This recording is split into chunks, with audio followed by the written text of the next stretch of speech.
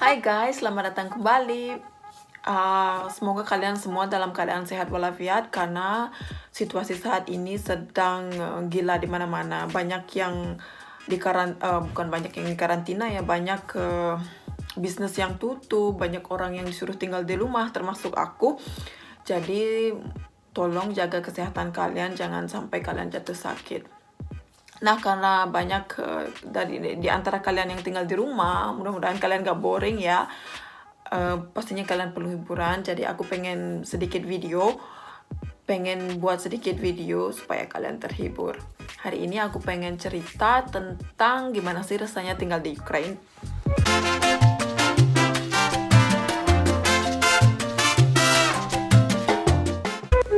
So, aku datang ke Ukraine itu dari April tahun lalu. Dan akan 1 tahun, aku akan tinggal setahun April bulan depan. Gimana ya pengalamannya? Yang pertama itu ya pasti beda karena aku pertama kali tinggal di negara 4 musim. Kayak musim semi, musim panas, musim gugur, sama musim salju, musim dingin. Jadi pas aku kesini itu lagi musim semi, di mana-mana bunga-bunga bermekaran, pohon-pohon mulai hijau. Dan pas musim panas itu sudah normal ya, karena biasanya aku selalu tinggal di negara yang bermusim panas. Pas musim gugur inilah yang sebenarnya cantik tapi kotor. Karena di musim gugur ini semua daun-daun menguning dan akan semua itu gugur. Jadi pohon-pohon itu akan tinggal cabang atau ranting-ranting aja. Nah, di saat musim ini juga akan banyak ada turun hujan. Jadi di jalan-jalan itu kadang kotor, becek gitu loh. Tapi kalau misalnya nggak hujan, musim ini cantik banget.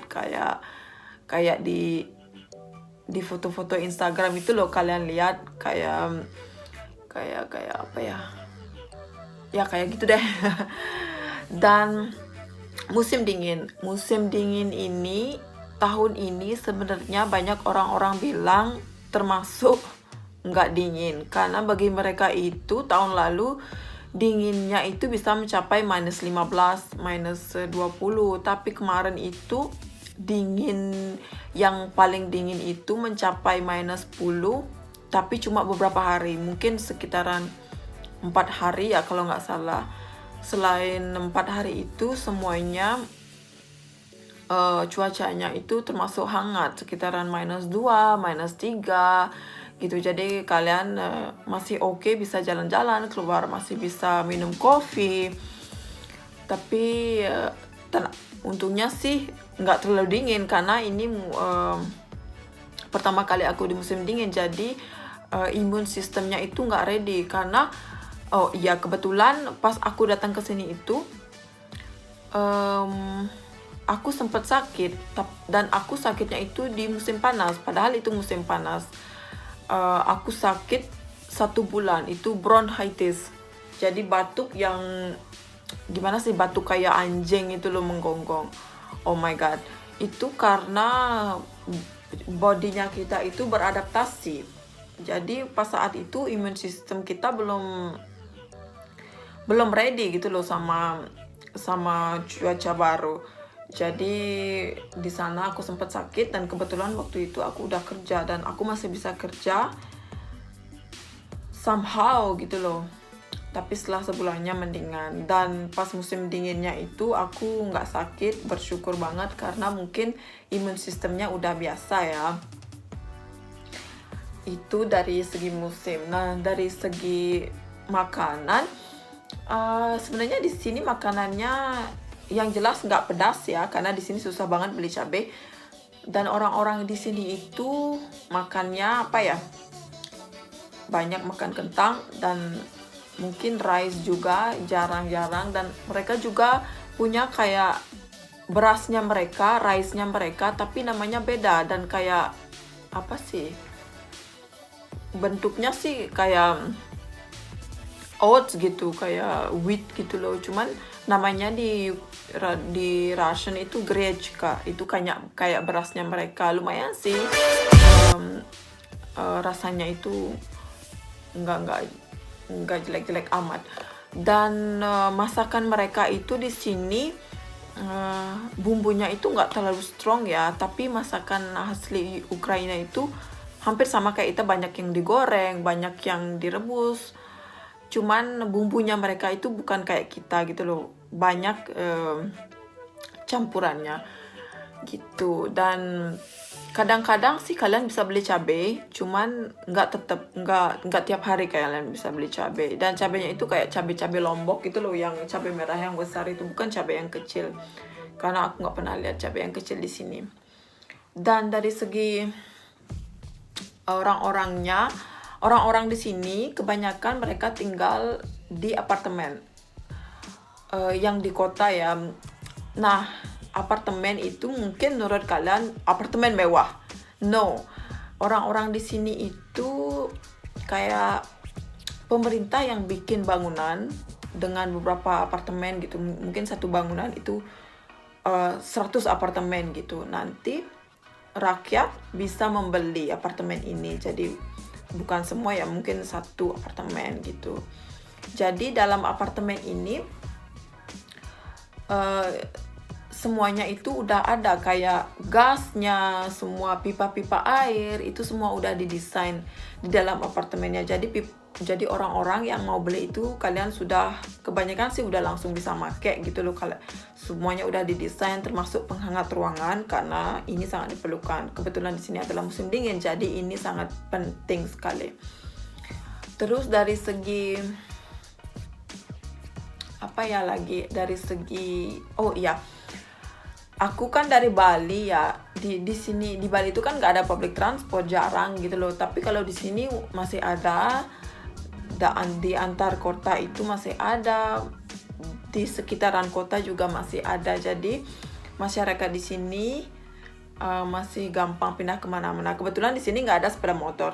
Ada beberapa itu, dan itu bisa dihitung. Mungkin buat orang-orang yang suka delivery makanan ada, dan orang-orang yang hobi motor, jadi beda kelasnya gitu. Di sini kebanyakan mobil, karena susah di sini bawa sepeda motor karena cuacanya berbeda-beda.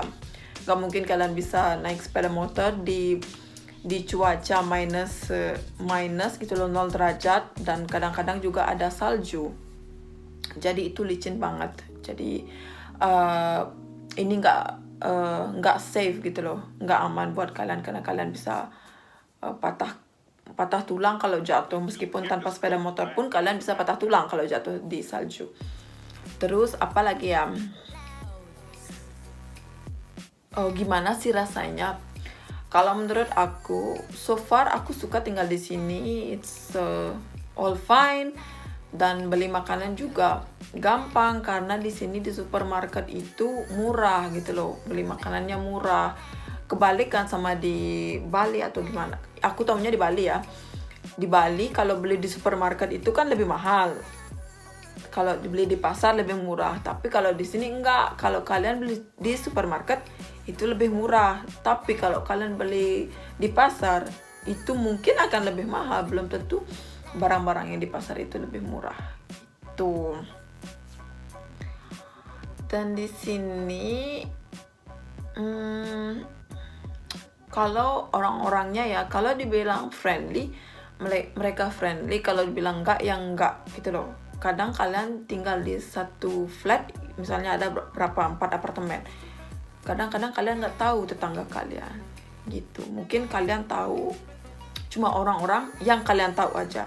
Untuk mengenal orang baru di sini mungkin jarang ya. Aku cuma tahu orang-orang tempat sekerjaku itu aja, dan mungkin teman-temannya si Victor, karena aku nggak pernah kenal orang tetangga gitu. Paling cuma say hi, that's all. Karena di sini kayak budaya Eropa, kalau masalah friendly itu mungkin kurang ya daripada di Indonesia atau di Bali gitu. Di Indonesia, di Bali keluarganya sangat erat, tapi di sini satu sama lain itu nggak terlalu. Paling memang sama keluarga dekat, teman dekat, itu aja. Terus oh ya, bangunan-bangunan di sini. Jadi orang-orang tinggal itu di apartemen, dan apartemennya itu nggak baru, mungkin bangunannya itu berumur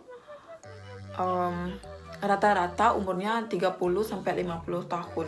Ada sih bangunan baru yang baru-baru dibangun, itu kan lain ya, itu baru bangunan, tapi kebanyakan orang-orang mereka itu tinggal di kayak bangunan yang berumur 30 sama 50 tahun gitulah.